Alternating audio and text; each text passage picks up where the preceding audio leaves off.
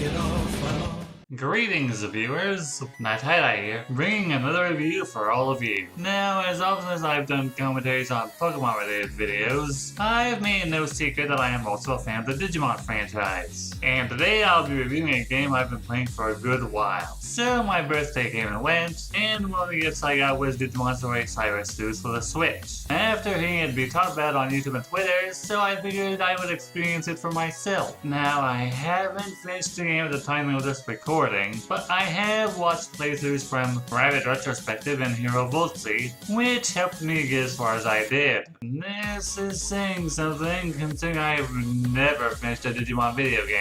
No matter how far I got, I just never achieved that sense of progression. In contrast to Pokemon, which is kid-friendly entertainment, Digimon is often a tad darker, especially in the anime, which will go from lacking self-confidence to existential crises, morality, and even genocide of all things. This game, developed by Media Vision, is aimed at a more mature audience, which means you can expect some mature themes here, and some of the storylines can get rather dark, like a Digimon having amnesia and experiencing an existential crisis, a man with memory problems that affect his family life, and the main plotline driving this game. Speaking of which, let's get on with the review. Warning, if you haven't played this game yet, this review is going to have spoilers. If you don't want to be spoiled, skip to this timestamp or go watch one of my other videos. If you don't care about spoilers, feel free to proceed. The game opens up in a chat room full of people who believe that Digimon are simply rumors on the internet, until a mysterious invitation to experience a virtual reality system called Eden is distributed to them, and the player is joined by Nokia, Shiramine, and Arata Sanada, and the three go off to explore the Kowloon servers. While there, Nokia encounters and befriends an Agumon and a Gabumon, and just gushes over how cute they are. I mean, who could really resist these two, right? Arata just sort of goes off on his own, and the player character is given his partner Digimon, Terriermon, Agumon, and Palmon. I chose Terriermon because Rapidmon just plain out awesome. After the meetings between Digimon and Human, the trio find the exit to the final level of the server, or rather the exit of level 1 of the server, and they're attacked by an otherworldly monster called an Eater. Although Agumon, Gabumon, the player's Digimon partner, intend to keep the monster off of them, the Eater can't be beaten back, and you're forced to flee. Unfortunately, while Arata and Nokia get away, the Eater catches you, and you are sent hurtling through cyberspace. The good news is you've escaped the Eater. The bad news is your consciousness is separated from your comatose body, and now manifests what the game calls mental data and is barely holding itself together while lying in the street of Tokyo. Enter Kyoko Kuremi, a woman who discovers you and takes you back to her one-room detective agency after discovering you. She oddly doesn't question how you're able to exist, but informs you that you've become a victim of Eden Syndrome, a phenomenon where a user logged into Eden suddenly falls into a coma. And it seems connected to the company Kiroshima Enterprises, which Kyoko has been investigating.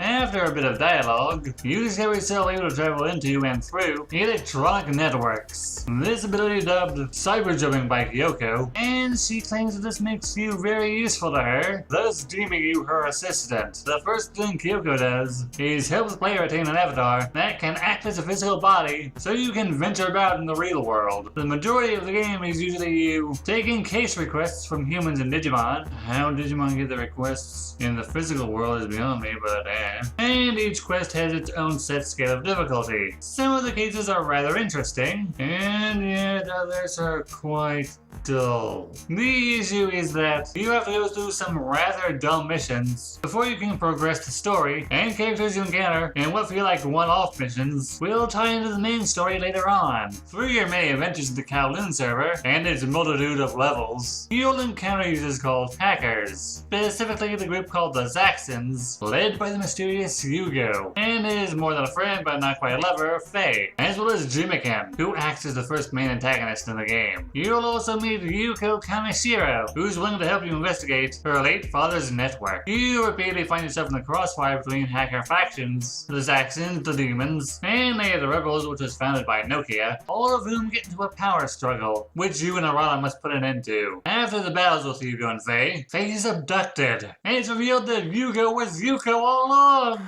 Dun dun dun! Not a surprise. But why was Yuko kidnapped? It turns out the abductor is Crusadermon of the Royal Knights, and she wants to use Yuko's mental data to open the door that separates the physical and digital worlds, and start a crusade to destroy Earth. Due to cyberspace having advanced so far, Eden acts like a bridge between the digital world and the physical world, and as a result, Ethers were able to enter the digital world and have been corroding it. The latter half of the game is you running around a half-digitized Tokyo, turning Royal Knights who aren't in favor of exterminating mankind to your cause, and fighting off Ethers, which have begun to evolve as they claim more and more victims. So this game borrows quite a bit from Danganronpa and Persona, with the theme of investigating small mysteries that lead up to a much bigger plot point, as well as from the Days What in Digimon Hunters anime.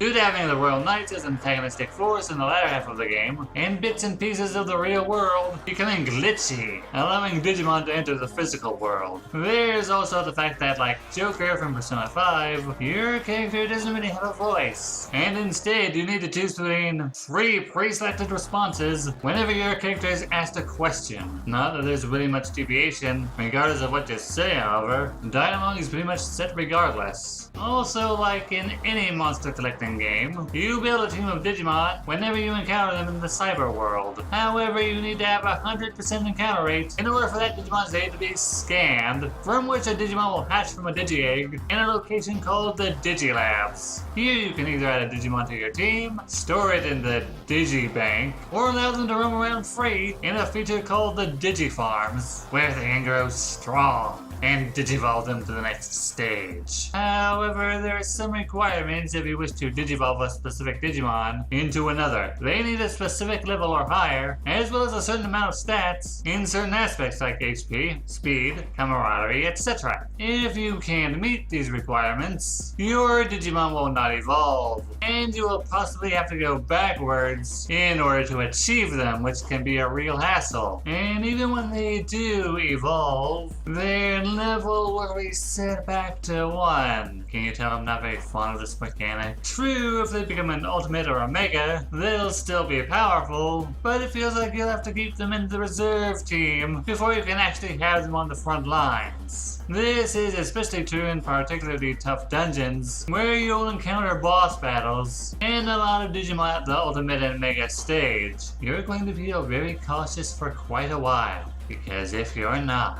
you will get your teeth kicked in.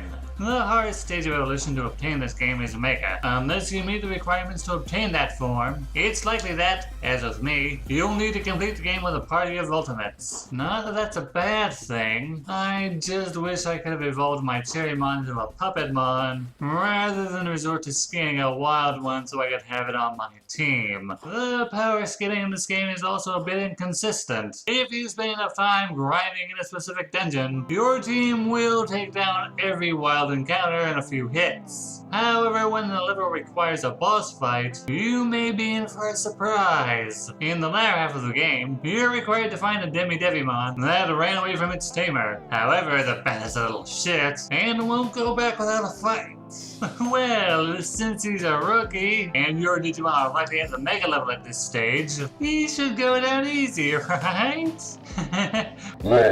This guy actually survives quite a few turns, unless you're using your Digimon's signature attacks, which are of course significantly stronger than the stock physical attacks. On that note, the signature attacks use something called SP, which I think stands for special points, and every time you use one, it goes down a significant amount. If you're one of the people who's become dissatisfied with how easy Pokemon games seem to have become, good news everyone! The boss battles in this can be an insane challenge.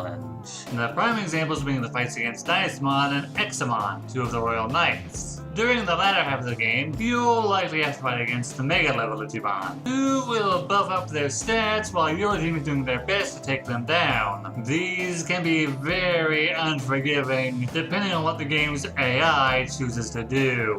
Digimon's Wyvern's Breath Attack damages all opponents at once, and hits hard. And even though Iximon's power has been halved by the second time you fight him, he'll take relatively little damage at the start, and when he chooses to attack with his signature techniques, you'll likely be in for a bad time, unless you've been grinding and stocking up on recovery items. I understand the need for a challenge, but did these guys really need such high health and hard-hitting attacks? I think what can make you more anxious during these battles is that you'll never see what level the opponent Digimon is at. You'll just see their HP bar. So you'll never know whether you're over-leveled or under-leveled when fighting them. But hey, I guess that's half the fun, right?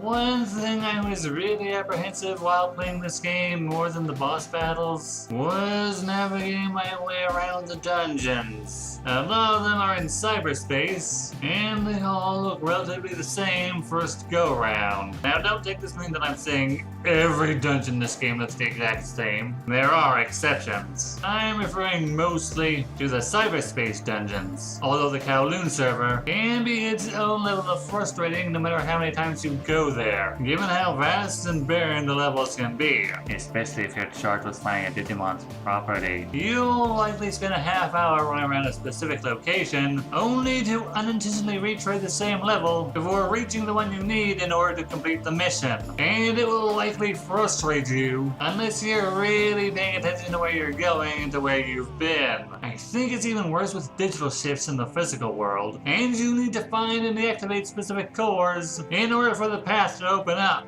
But by far, the worst dungeon in this game is the second to last dungeon, which takes place in an office building, which requires you to ride around on elevators, and each floor has the exact same numbers. So you will likely spend a man-eating amount of time running around trying to figure out which elevator will take you to where you need to go in order to progress the story. What makes this worse is that some of the floors will lead to a dead end. True, there will be treasure chests there, but screw whoever thought that making this dungeon a maze that made me run around like a headless chicken was clever.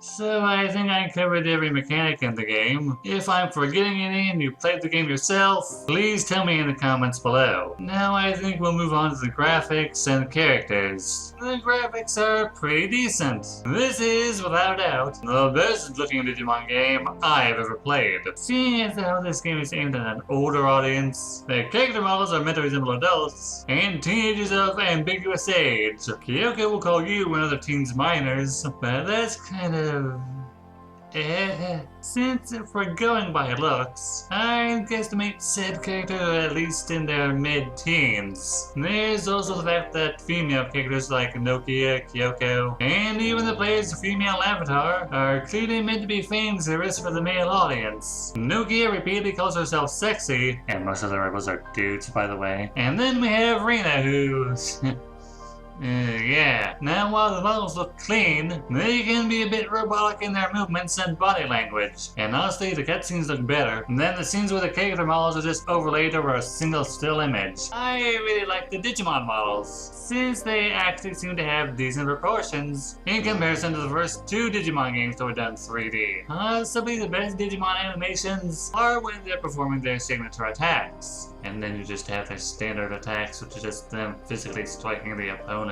Each Digimon also has a victory animation after completing a battle. Animations for the Caramon line being delightfully creepy. Okay, onto the characters. I've seen some people call Noki and Arata and Sakura and Sasuke clones. And I can kind of see it, mostly with Arata, but we'll get to him. I was never really annoyed with Nokia, despite it seeming kind of shallow and vapid at the start. While it seems like she just wants to protect Digimon she considers cute, she does generally come to care about those she considers her friends. She's willing to pursue her goal, despite other characters considering an idealistic idiot. And Yugo even asking you to convince Nokia to give up on making her own hacker group, because he thinks she'll interfere with his own goals. Despite first impressions, Nokia truly proves the value of those she's developed a bond with. She hangs out with you the most in the game, is eager to go rescue Yuko when she's been kidnapped, and search for you when you go missing, and is heartbroken when Arata has his heel face turn. In fact, let's talk about him next. While I can't say I grew to like Nokia, I at the very least came to tolerate her. Arata, however, I am not a fan of. When people compare him to Sasuke Uchiha, I can definitely see it. While not as brooding as some male characters in anime, Arata does have a mild angst to him that grows as the game goes on. Part of me can't blame him for that though, especially when he sees someone he knows get attacked by an eater right in front of him, and that just fuels his desire to wipe them out. Unlike Sasuke, Arata does have his friendlier moments, and he's perfectly willing to work alongside you in the earlier parts of the game. He doesn't consider you beneath him, he doesn't consider you an idiot, he just gets frustrated with being powerless to stop horrible things happening in front of him. But then he goes off with the cryptic pseudo and promise for that power, and the next time you see him, holy shit, he turned evil. Yeah, after absorbing an eater, he undergoes this personality change, and even becomes a minor antagonist of sorts. Of course, he snaps out of this and rejoins the good guys, but I think he's just too easily forgiven for his actions. I mean, he absorbed a freaking royal knight to gain power. Maybe if he actually had to face a price for all that power, and spent some time in a weakened state due to the strain it had on him physically, maybe you could forgive him, but it just happens too quickly for my liking. I mean, you can be a fan of angsty pretty boys all you want,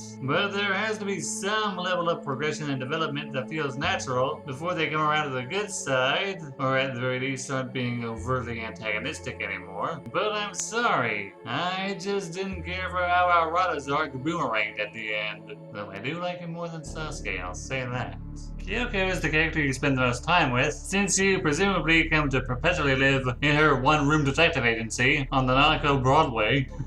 No question about it. She was definitely designed to live up to the game's T for teen rating. She's the standard wise mentor who knows more than she lets on, and often says rather strange things that have a pseudo-philosophical vibe to them. There's also a running gag where she loves to make her own personally blended coffee that isn't fit for human consumption. While you may think that Kyoko serves no other purpose than to be eye candy and make you and others check her dirty bean water, she does play a significant role in some of the cases, checking in on you to make sure you're okay and deliver information, and towards the end of the game reveals a secret about herself that I won't spoil here. Lastly, we come to Yuko, and no, you may not ship with Arata. The girl's already spoken for, and I doubt Faye likes sharing. We first meet Yuko when investigating Eden Syndrome, and she later becomes more and more involved with the main plot as the story goes on. I'm pretty sure it isn't a big spoiler saying this, but when you first meet the Saxon leader Yugo, and then meet Yuko,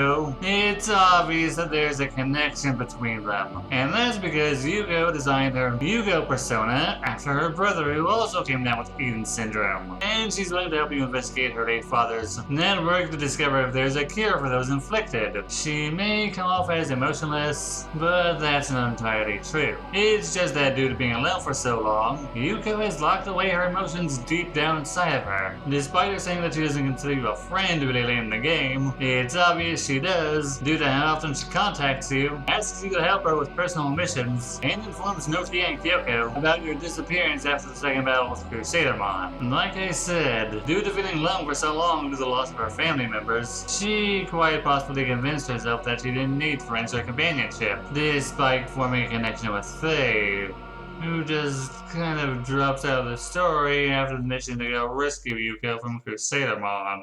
What the hell? Why get rid of a character that clearly has a connection to Yuko and has a badass Digimon partner? Where does Fate go for the rest of the story?